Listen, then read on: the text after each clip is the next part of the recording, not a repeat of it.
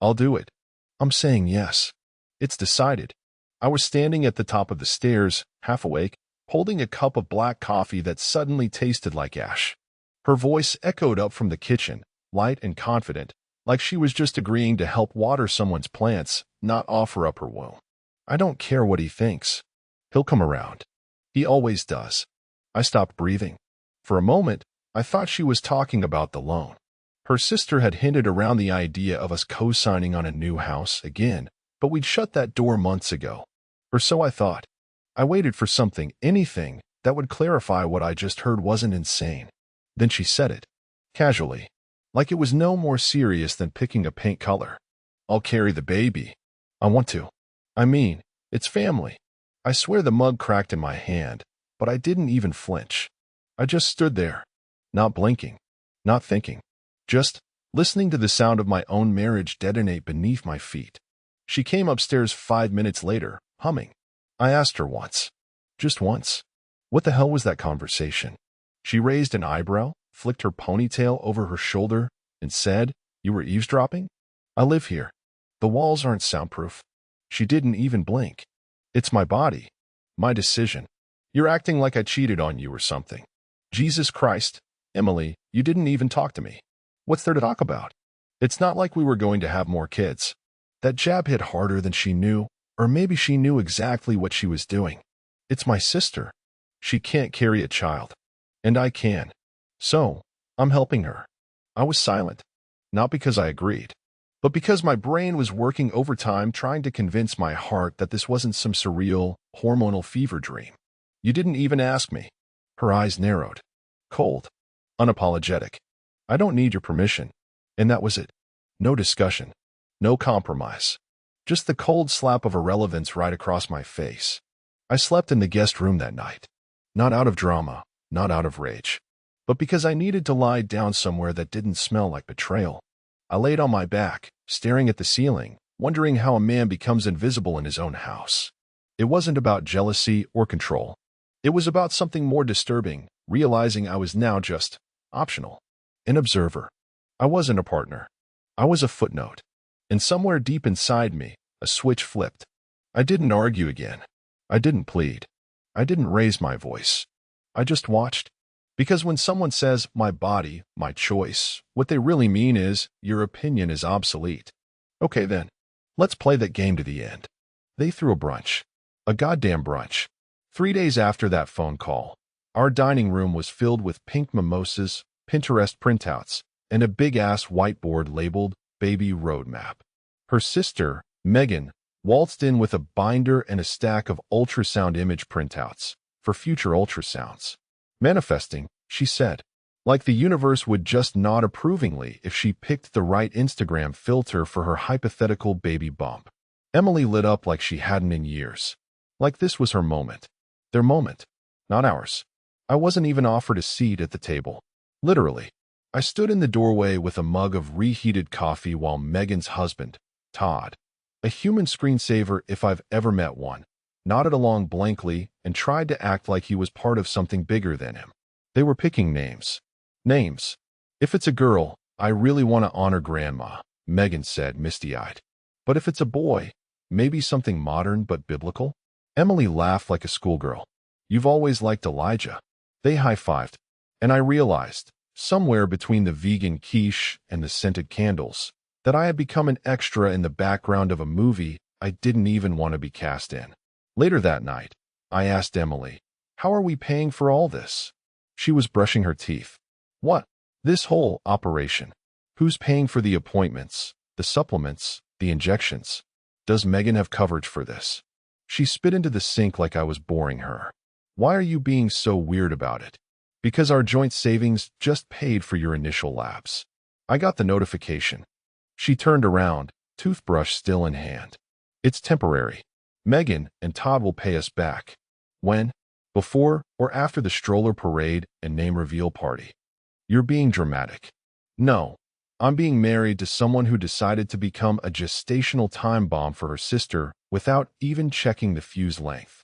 She just rolled her eyes and walked out of the bathroom like I was the embarrassing dad at a middle school talent show. So I started looking. Not in an obvious way. I didn't confront. I cataloged. I checked our insurance portal. Her OB visits were rerouted under a different billing code. The account responsible for copays? Ours. Not Megan's. Ours. Emily added Megan as an emergency contact at the clinic, but not me. She signed a release for Todd to receive updates, not me. I called our bank to ask about a large transfer she'd made. She said it was for shared costs.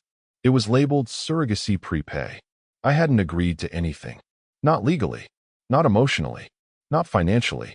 But the engine had already started, and no one gave a shit if I was strapped in. I sat in my own living room that Friday night, while the baby name committee sat around drinking wine and laughing about whether it would inherit Todd's strong jawline.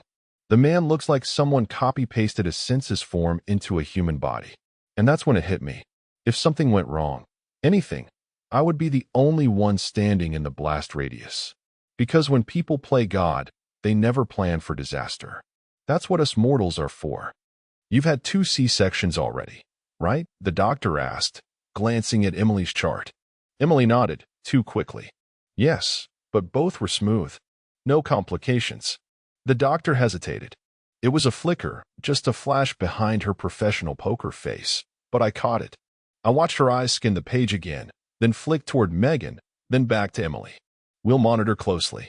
But I'll be honest, this isn't the most straightforward surrogacy profile.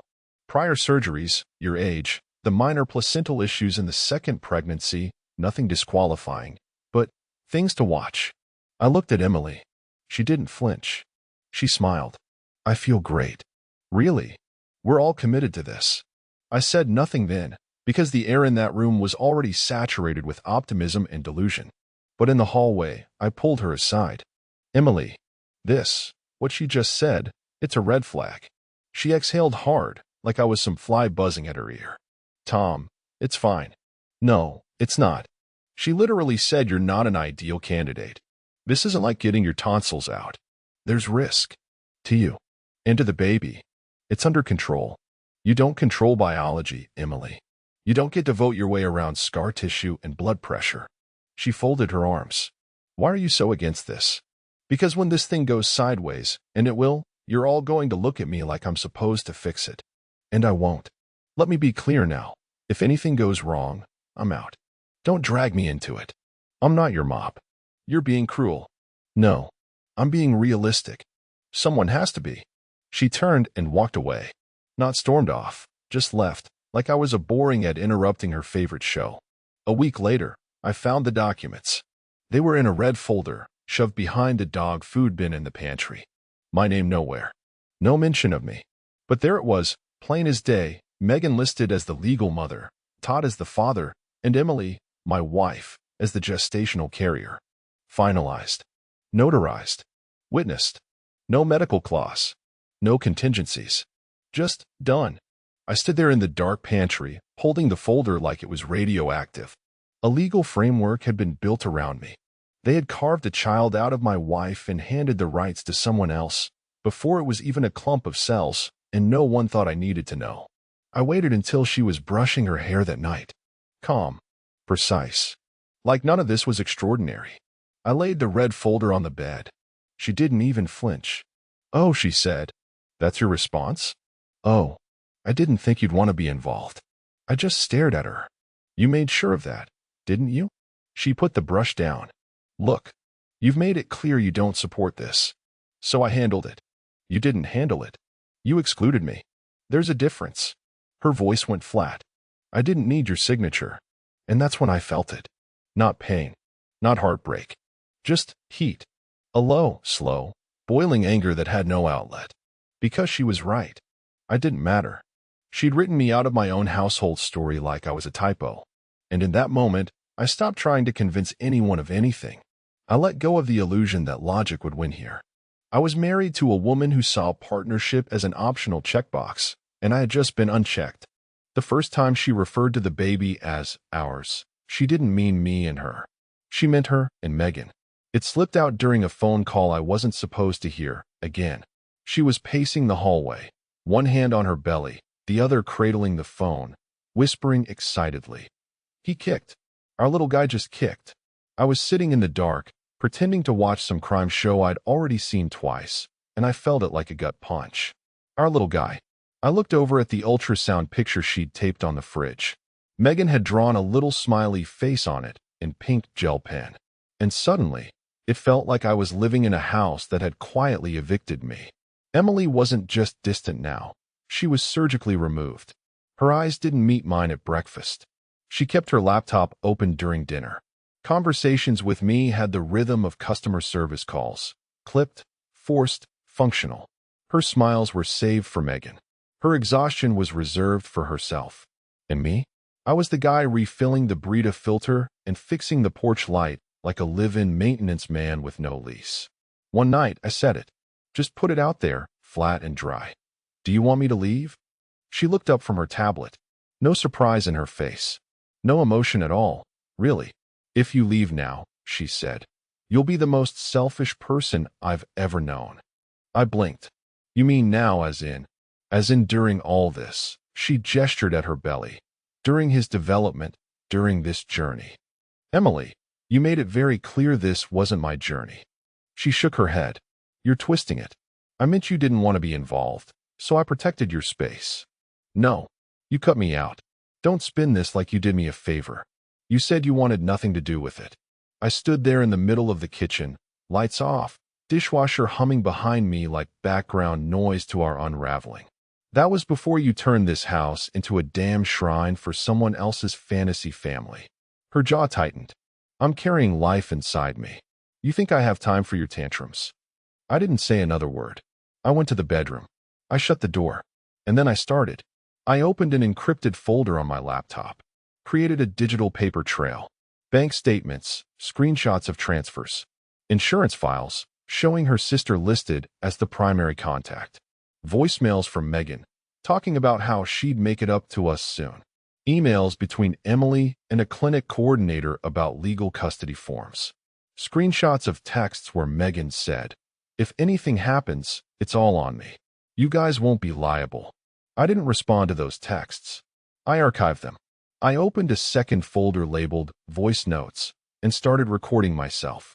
One entry per night. Just me narrating what was happening in the house, what was being said, who was taking financial responsibility for what.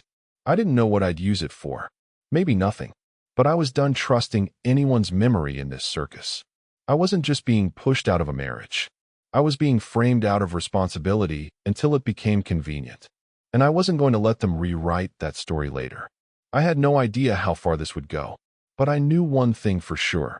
When it all came crashing down, and it would, I'd have the receipts. It was supposed to be a break.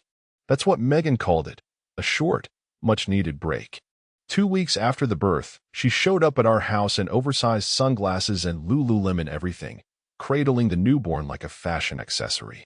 She barely looked at Emily, who was still walking like her insides had been rearranged with a crowbar. Megan plopped onto our couch, propped her feet up, and said, I just need to get away. Todd booked us a little Airbnb in Sedona. Chakra cleansing. Desert stars. You know. I didn't know. But I knew bullshit when I smelled it. Emily, in her hormonal haze, nodded too quickly. Of course. Go rest. We'll hold down the fort. I watched as Megan handed off the baby, her baby, legally, biologically, existentially, and waltzed out of the house like she was dropping off dry cleaning. No car seat. No diaper bag. Not even a goddamn thank you. That was the last time we saw her. At first, it was excuses. No signal. Wi-Fi issues. An allergic reaction to sage. Then the texts got shorter. Busy today. Sorry, can't talk. Then nothing. Straight to voicemail. Instagram went quiet. Todd ghosted too, which took effort because the man usually posts his breakfast. I waited 4 days before saying anything. Where is she? Emily, now half crying from exhaustion and half sleepwalking, bounced the baby in her arms and muttered, she's just decompressing. From what, exactly? You're the one who got stitched back together like a damn patchwork quilt. She didn't answer. Just kept patting the baby's back like if she stopped, the whole illusion would collapse. By the end of the week, the baby's stuff was everywhere. Bottles, clothes, bassinets, noise machines. And Megan's name wasn't on anything. She hadn't registered for medical insurance. The pediatrician we called said they needed a legal guardian signature. Emily's hand shook as she signed, and I just watched. Until that night. I found Emily on the floor of the nursery at 2:13 a.m., rocking the screaming newborn while quietly sobbing. She looked up at me, broken. I can't do this alone.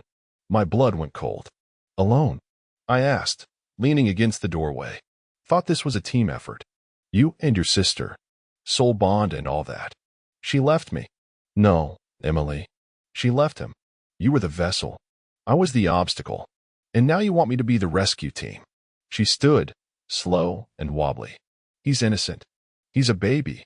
You're being cruel. I stepped in, took the baby gently. He was burning up. He needs a doctor, not a martyr complex. Her voice cracked. Please, please, Tom, don't do this. Don't walk away. I didn't say anything. I just picked up the diaper bag, grabbed my keys, and walked out. To the ER. Because someone had to be the adult in the room. But as I drove, white knuckles on the steering wheel, baby screaming behind me, I realized something.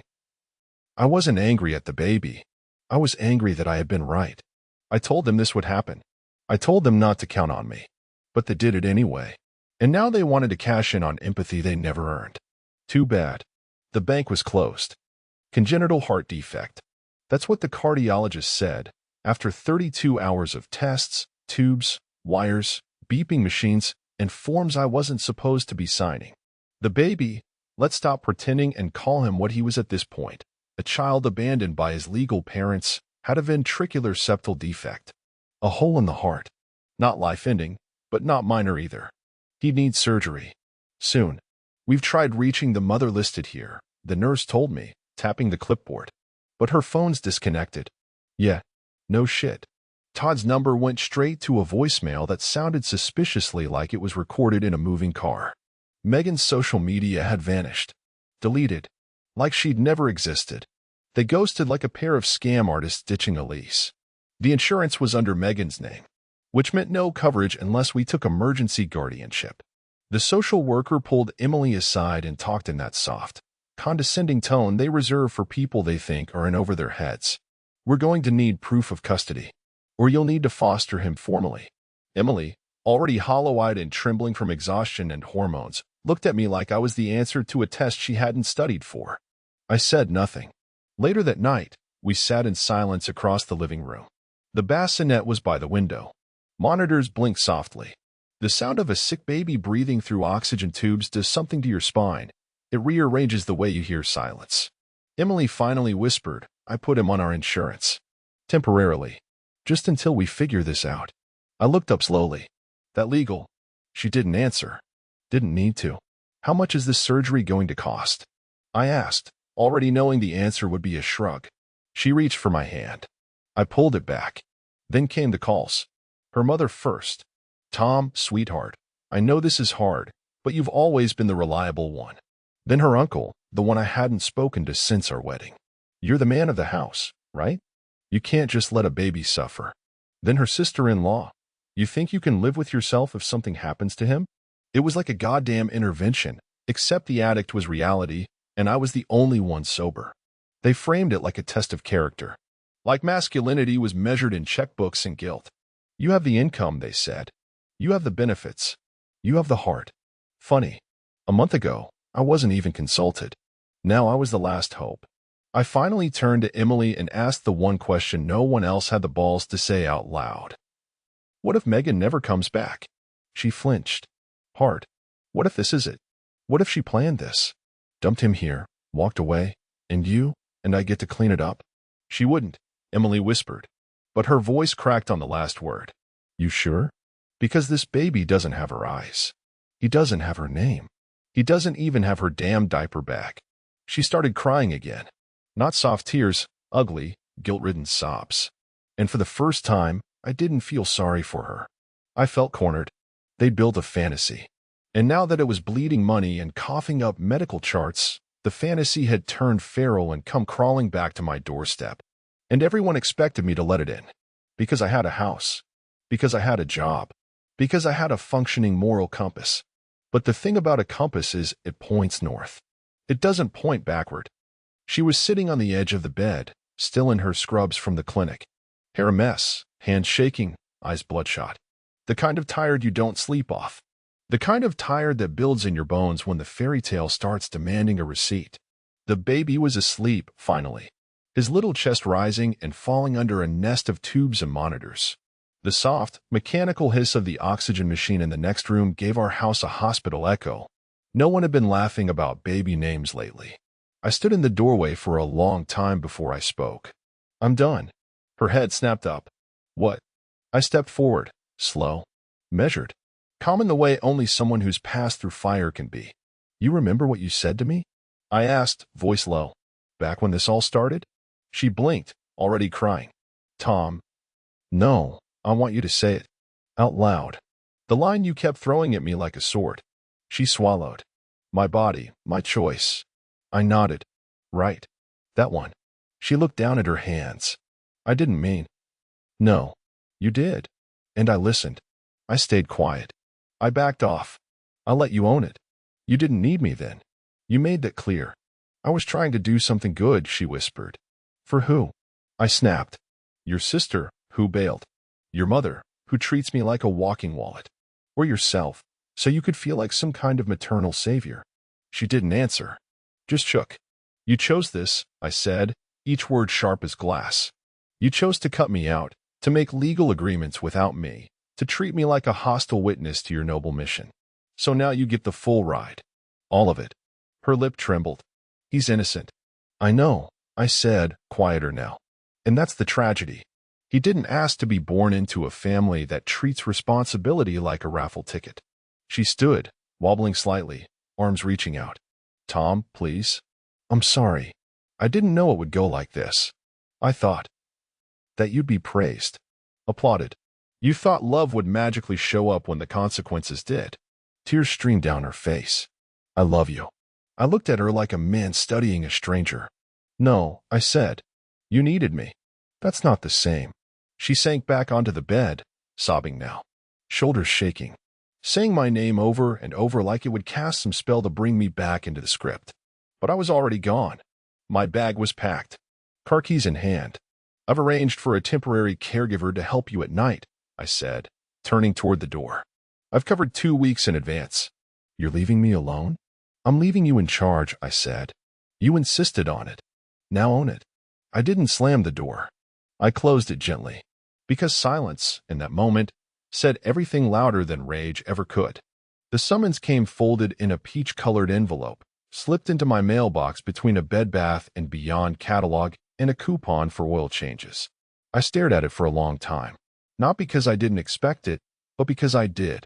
Inside, formal language, bolded names, and a date that would mark the official moment when this shit show became a legal circus. Failure to provide support for a dependent minor. Ethical duty of a known adult male in the household. That last one made me laugh. Known adult male. As if I were some shady roommate who skipped out on rent. They were trying to pin it on me. Emily's mother had filed a complaint with Child Services. Said I abandoned an at-risk infant. Megan was listed as the biological mother, but, surprise, couldn't be reached. Todd had no known address. So guess who was left holding the moral bag? I sat there rereading the phrase ethical responsibility while sipping lukewarm coffee, calm as a snake in a freezer. You see, I didn't walk into this storm blind. I had prepared for the collapse. I knew it was only a matter of time before someone realized good intentions don't pay pediatric surgeons. The day of the hearing, I wore the same suit I got married in, because irony likes good tailoring. Emily was there. So was her mother, her uncle, and a cousin I hadn't seen since she tried to Venmo me for emotional support wine 3 years ago.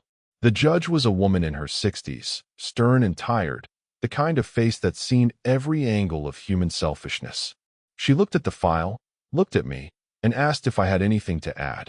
I stood, calm, steady. I do. And then I gave her everything. A USB drive with time-stamped screenshots, messages from Megan confirming she'd take full financial and legal responsibility. A notarized copy of the surrogacy agreement. My name not on a single line. Bank statements showing money transfers from our joint account to Megan's personal Venmo. Category marked as baby stuff. A printout of Emily's email to the clinic listing Megan and Todd as the legal guardians and instructing that I receive no updates. And, my favorite part, a copy of the insurance claim, in Megan's name, with my employer's coverage ID manually crossed out in pen, then rewritten. An edit I never authorized. I handed all of it over, then sat back down. No anger. No yelling. Just peace. The judge read in silence. 10 minutes passed. Maybe more. Then she looked up and said, flatly, Mr. Garrett has no legal or financial obligation to this child. Silence. Not a gasp. Not a tear. Just the sound of my ex-mother-in-law's jaw locking like a rusted hinge. And if your argument is ethical responsibility, the judge continued, I'd advise you all to examine your own decisions before pointing fingers at the one person who documented everything. Emily didn't look at me. Not once. Outside, I walked past her in the parking lot. She called after me, softly. Tom. I stopped. Didn't turn. I never thought it would get here, she said. No. I replied, still not facing her. You thought someone else would pay the tab for your good deed. Then I got in my car and drove off. The engine purred like a sermon. I hadn't escaped. I'd endured. And now I was free. It was the third and final hearing that broke everything open. Not just cleared me, shattered the whole goddamn illusion they'd built like a paper house on a windy cliff. By then, the judge had already ruled I held no legal or financial tie to the child. That part was over. The family's Hail Mary of moral duty had died a quiet, humiliating death in courtroom B12. But Emily's side wouldn't quit. Her mother had filed a civil claim, this time trying to retroactively argue that I'd implied paternity by taking the baby to the ER. It was laughable, until it wasn't, because during the proceedings, something unexpected surfaced. My lawyer, God bless him, a graying pit bull in cheap shoes, filed a discovery request on Megan's financials, since she was the listed mother, even though she'd evaporated like a con artist in a Netflix docuseries. What came back? A loan. A large one. Approved 6 months before the birth, under Megan's name, but backed by documentation provided by Emily. Collateral? Not a house. Not a car. The child. Specifically, a statement of intent to provide a healthy newborn via gestational surrogacy, used as leverage to secure a personal loan for prenatal care and transitional housing. Except that money never went to prenatal anything. It went into a crypto wallet and vanished 3 weeks before Megan went on her healing trip. She took the money, all of it, and ran. And Emily? She had co-signed the letter of intent. It was there, her signature, in blue ink, right under a paragraph that said, This child will be placed under the full custody of Megan Fields and Todd Fields upon birth. No clause for contingency. No legal net. Nothing. The courtroom fell so quiet. You could hear the fluorescent lights buzz. Emily looked like someone had cut the last wire holding her upright. Her mother went pale. Her uncle stood and walked out, muttering something about not being part of this circus anymore. I didn't smile. I didn't gloat. I just watched. Because this wasn't a victory. It was a funeral. Not for the baby. He was being transferred to temporary state care, pending a formal placement. But for the entire fantasy they'd built. The Instagram-worthy act of sacrifice. The sisterly bond. The family honor. All of it, exposed for what it was. An ego trip financed with a child no one wanted to raise. After court, Emily sat on the stone steps outside, holding her purse like it might float away if she let go. She didn't cry. She didn't say anything. I walked past her, and for a moment, our eyes met. There was no rage in me anymore. No fire. Just a dull ache. Like staring at an old burned scar. You remember how it happened, but the pain's long gone. She whispered, I have nothing left. I paused, hands in my coat pockets. No, I said. You have exactly what you chose. And I kept walking. She knocked just after 10 p.m. I hadn't heard from her in weeks. No texts. No cryptic emails. No, I was just checking in voicemails laced with passive-aggressive guilt. Silence. Which was exactly what I wanted. What I needed. So when the knock came, soft, steady, I already knew. I didn't rush. Didn't freeze. I stood, walked to the door like a man retrieving a package he didn't order. And there she was. No makeup, hair tied up like she hadn't bothered to look in the mirror, hoodie too big for her, and in her arms, him. The baby. Older now. Bigger. Paler. He had an oxygen tube under his nose. A blue plush toy clutched in one tiny hand. His eyes half-lidded from exhaustion or meds, I couldn't tell. And I swear to God, in that moment, he looked exactly like her. But not the woman who broke me. The girl I met in college. The soft, tired eyes, the tilt of the chin when she was trying not to cry. "Tom," she said. Just that. I didn't open the screen door. "I'm not here to fight," she added. "Not to ask you to come back. Not to fix anything. I know it's broken." I nodded slowly. "So why are you here?" She looked down at the baby, adjusted his head against her shoulder. "Because he's still sick, and I can't afford the follow-ups. The home nurse is gone. The state won't approve more hours. And I'm drowning, Tom." I didn't answer. She looked up, eyes rimmed red but dry. She'd cried everything out already. "I'm not asking for help for me. I don't deserve it. I know that now." A long silence. "He's innocent," she whispered. "He didn't ask for this. He didn't ask to be a bargaining chip or a photo op or a mistake. He just wants to breathe without hurting." My hand gripped the edge of the doorframe. "He needs someone who won't shut down when the bills come in. Someone who won't panic when the monitor beeps too long. Someone who has the brain space to remember medication schedules and ask doctors the right questions." My throat tightened. "And I think that person is still in you." The wind picked up behind her, rustling the trees like they were listening. I looked down at the kid, at the soft weight of him in her arms, at the face that didn't ask to be dragged into a Greek tragedy of ego and delusion. Then back to her. And for the first time in a long time, she wasn't trying to win. She wasn't trying to control the narrative. She was just tired. "Let me hold him," I said finally. She nodded, stepping forward, gently transferring the baby into my arms. He was warm, fragile. His breath rattled slightly in his chest. His fingers curled into my shirt. And right there, in that quiet front porch light, I felt something awful and beautiful at the same time. Obligation. Not the kind they tried to force on me. Not guilt. Not expectation.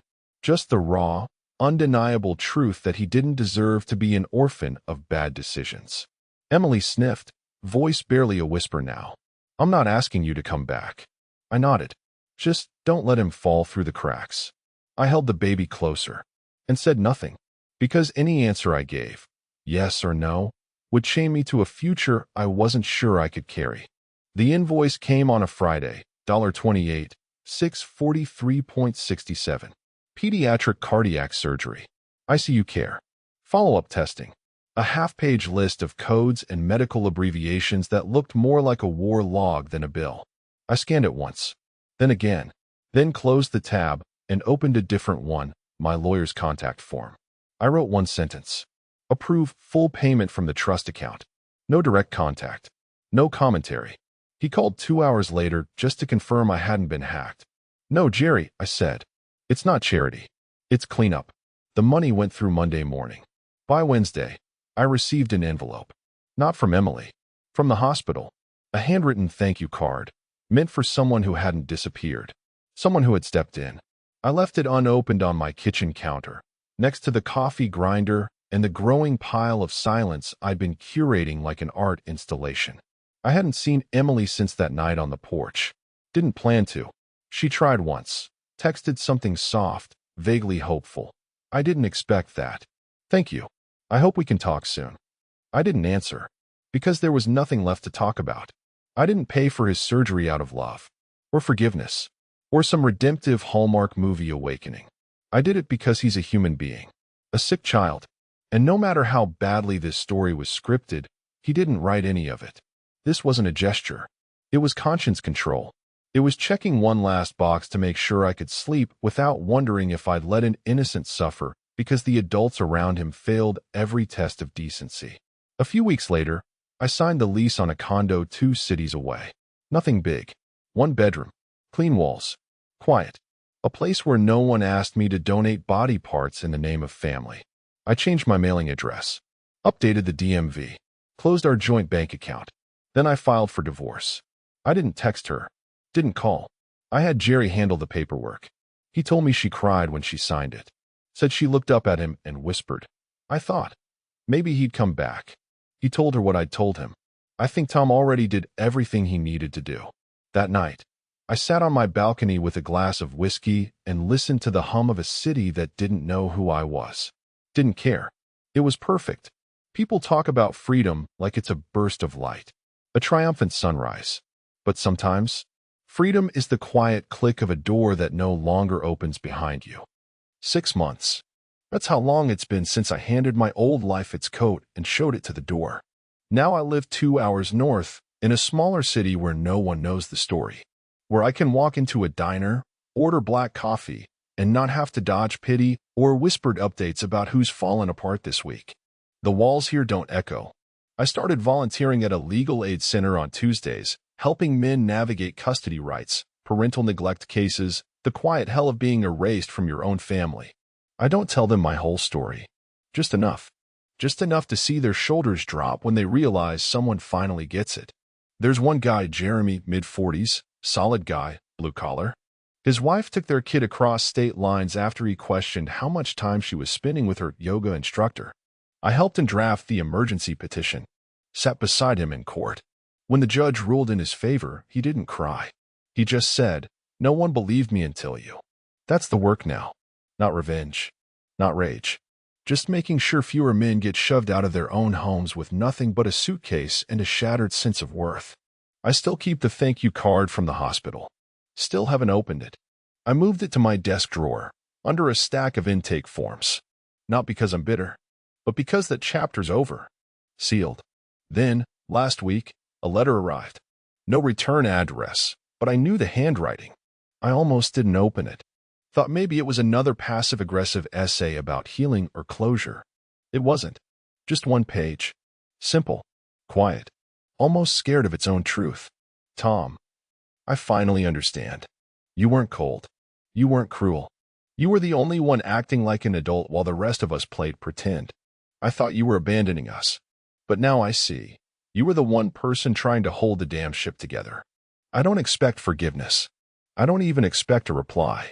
I just wanted you to know you were right. And I'm sorry it took losing everything to see it. Emily. I folded the letter, put it back in the envelope, slipped it into the drawer next to the hospital card. I didn't smile, didn't cry, just felt still. Not vindicated, not triumphant, just grounded. Because sometimes surviving is the victory. No fireworks, no dramatic soundtrack. Just knowing you stood your ground while everyone else was busy drowning in their own delusions. And now? Now I live in the quiet, where my choices are mine, where my voice isn't a suggestion, where, finally, I'm not just present, but whole.